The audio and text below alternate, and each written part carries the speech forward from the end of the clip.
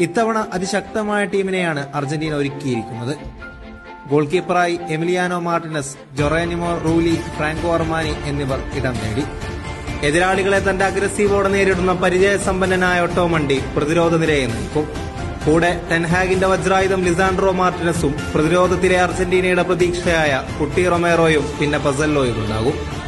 ഫൊയ്ത്ത്, Molina, Tagliafico, Montiel, Acuna fullback ഓപ്ഷനിലേക്ക് കടന്നു വരുമ്പോൾ മധ്യനിരയിൽ എതിരാളികളെ കടിഞ്ഞാനിട്ട് പിടിക്കാൻ Rodrigo De Paul, Lisandro Paredes, Alexis Mac Allister, Guido Rodriguez, Alejandro Gomez, Enzo Fernandez, Palacios എന്നിവരുണ്ട്.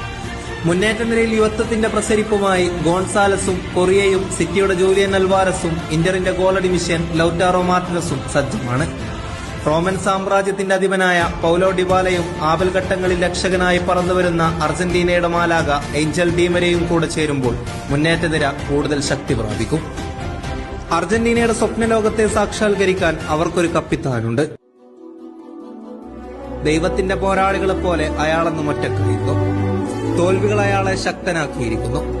ആളിക്കത്തുന്ന ആല പോലെ അയാളുടെ ഉള്ളവും ഉടലും മാസ്മരിക പോരാട്ട വീര്യത്താൽ കരുത്താർജിച്ചിരിക്കുന്നു. തന്റെ അവസാന ആട്ടത്തിനായി അയാൾ കാലെടുത്തു വെക്കുകയാണ്.